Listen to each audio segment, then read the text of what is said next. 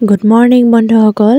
যিহেতু আমি আছোহি তিতাবৰত, ইয়াত ধান কাটিলেই চবেই দেখিছেনে, ইমান ধুনীয়াকৈ মুঠিবোৰ থৈ দিছে।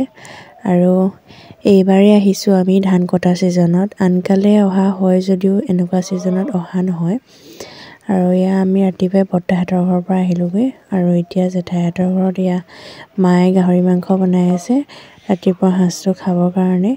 আমাৰ পিছে কাইলৈ ধান কাটিব, আৰু ধান চান কাটি মৰণা মাৰি আৰু আমি দুলীয়াজান যামগৈ।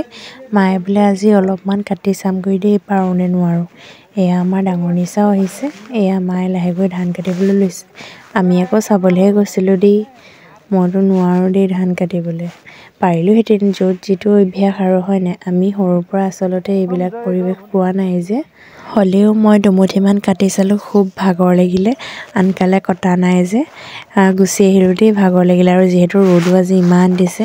আৰু এইফালে দেখিছেনে, আমি বহি আছোঁ, মানে দেউতাই এবাৰ গাঁৱতে মাটি এডোখৰ লৈছে, মানে চাফ চিকুণ কৰি আছে গছপুলি ৰুবৰ কাৰণে, আৰু আমি বহি তাকেই চাই আছিলোঁ। এয়া আমাৰ ৰাতি সাঁজৰ কাৰণে যোগাৰ কৰিলোঁ দেই। এয়া পিছে দাইল বনিছে, আৰু মোৰ ভিডিঅ'টো ইয়াতে শেষ কৰিছোঁ। Bye bye.